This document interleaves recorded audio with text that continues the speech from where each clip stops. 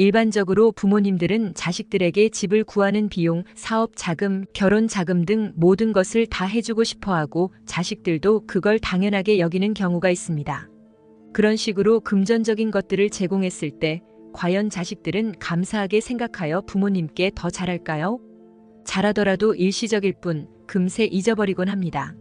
단순히 사랑으로 밀어주고 끌어주면 되는 줄 알고 해온 일들이 생각과는 달리 어리석고 무지한 선택이 될 수 있습니다. 이렇게 모든 것을 내어주고 자식에게 기대감을 갖는다면 나중에 자신만 큰 상처를 받을 수도 있습니다. 빨리 배신하는 사람과 늦게 배신하는 사람이 있을 뿐 사람은 결국 모두 배신한다는 말이 있습니다. 자식도 예외는 아닙니다. 자식을 금전적으로 지원하는 것이 당연한 일이 아닙니다. 이 모든 것을 당연하게 여겼다면 지금 당장 그 생각을 버려야 합니다. 자식에게 금전적으로 도움을 주지 마세요. 아니, 차라리 애초에 돈이 없다고 말하는 편이 더 나을 수 있습니다. 자신의 재산을 철저히 숨기세요. 가능한 자식이 어릴 때부터 그 사실을 숨기는 것이 좋습니다. 이미 말했다면 이건 내 노후 자금이니 넘볼 생각하지 말라고 솔직하게 얘기하세요. 어릴 때부터 아들아, 이 집을 너에게 물려줄게. 딸아, 너에게 내 주식을 줄게 같은 약속을 절대 하지 말아야 합니다. 그러지 않으면 자식들은 그 말을 그대로 믿고 열심히 살지 않다가 나중에 부모가 말을 바꾸면 부모를 원망하게 될 수도 있습니다.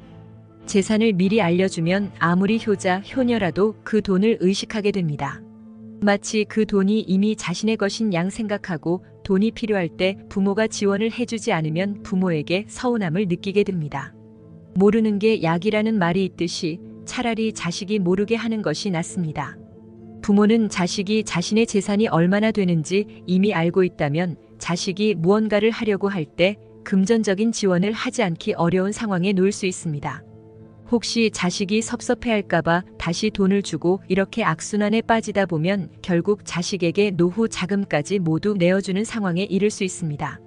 이렇게 부모가 이것저것 해주다 보면 절대 한 번으로 끝나지 않고 계속됩니다. 어릴 때부터 받는 것에 익숙해진 자녀들은 부모에게 계속 요구하며 의존적으로 살게 됩니다. 부모에게 손을 벌리는 것이 가장 쉽고 편하기 때문입니다. 이렇게 다 퍼주면 어떤 결과를 초래할 수 있는지 한 할머니의 이야기를 소개해 드리겠습니다.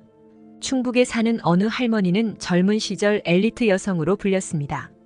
일본어를 잘해서 결혼 전에는 통역사로 일했고 젊은 나이에 요리사인 남편을 만나 결혼한 후 회사에서 맞벌이를 했습니다. 80년대 일본과 대만 여행을 다닐 정도로 해외여행이 드물던 시절에도 활발하게 활동했습니다.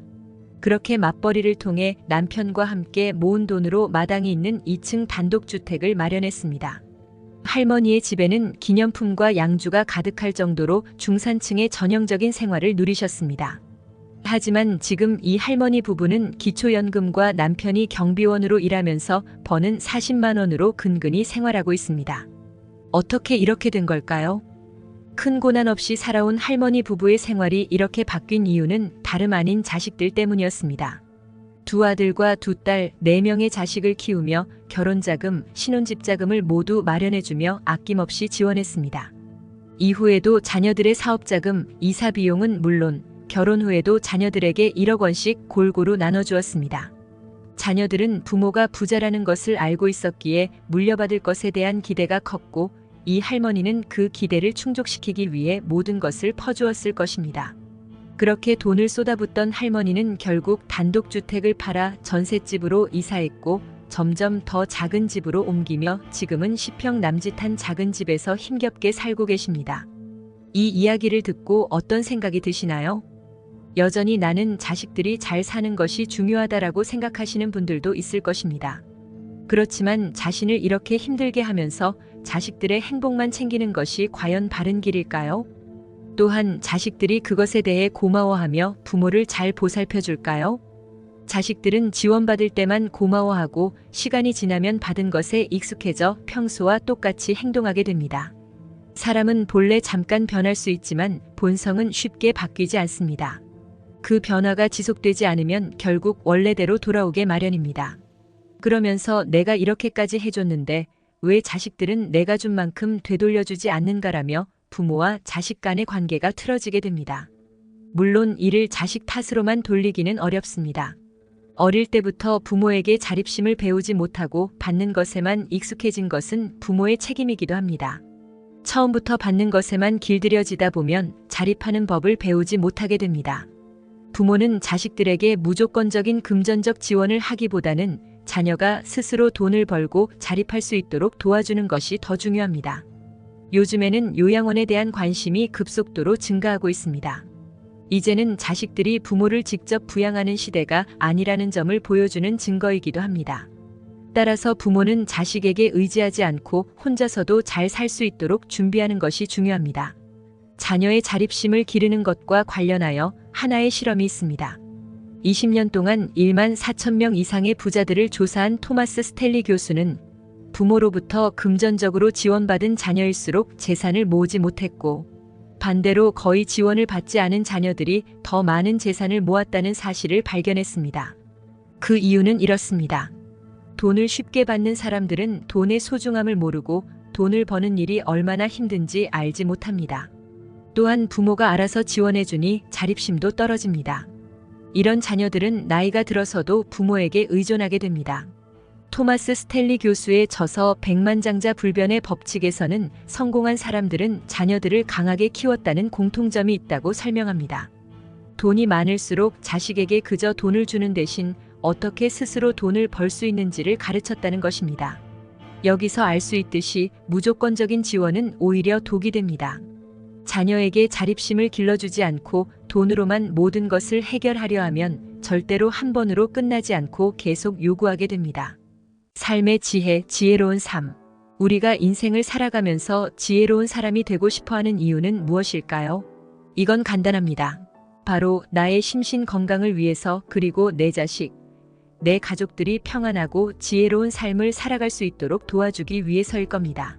하지만 지금 세상이 그저 지혜만으로 살아갈 수 있는 세상일까요? 자녀 및 부모 부양으로 인한 노후 준비 무방비, 급여 인상이 물가 상승을 따라가지 못하는 상황, 초고령 사회 등의 뉴스만 보더라도 살아가기 힘든 세상임을 알 수가 있습니다. 실제로 평소 생활 속에서 직접 힘듦을 겪은 분들은 잘 아실 거예요. 자식도 부모에게 지혜보단 돈을 바라고, 나 자신도 삶의 지혜보다도 행복한 노후를 보낼 수 있는 돈이 필요하지만 없던 돈이 갑자기 짠 하고 생겨날 일은 전혀 없죠. 결국 돈이 없으면 지혜로운 말도 어리석은 말로 치부되기 일쑤고, 자식들 역시 이제 와서는 그저 잔소리 하시는구나 라고 생각할 수가 있습니다. 그만큼 세상이 변해버린 거죠. 그래도 저는 여러분들에게 애써 지혜로운 마음을 다잡은 것을 후회하지 마시고 그대로 정진하시라 말씀드리고 싶습니다. 제가 인생에 대한 유튜브를 운영하면서 많은 분들이 인생의 지혜보다도 돈을 더 우선시 하신다는 것을 모를 리가 없잖아요. 지금부터는 지혜와 금전을 갖춘 분들은 영상을 끄셔도 좋고, 그게 아닌 분들은 제가 특별히 이벤트를 진행해 드리려고 합니다. 자식들에게 올바른 길을, 나에겐 행복한 노후를 선물할 수 있는 내용들이니 영상 끝까지 시청해 주시고요. 이벤트 내용은 제가 지난번에 진행했던 구독자분들과 함께하는 주식으로 수익 내기 이벤트를 재차 진행하려고 합니다. 당연히 100% 무료로 진행을 했고, 여기 보면 아시겠지만 제가 지난번에도 저한테 지혜라고 남기신 모든 구독자분들께 이렇게 AI 관련 수혜주 중에 가장 급등할 확률이 높은 한 종목, 많은 종목도 아니라 딱 대원전선 한 종목을 여러분들에게 추천드렸습니다. 그러면서 정확히 얼마에 매수해야 하는지, 얼마 정도에서 팔아야 큰 수익을 볼 수 있는지, 이런 부분들까지 여러분들에게 정확히 알려드렸었는데요. 실제로 어떻게 됐나요?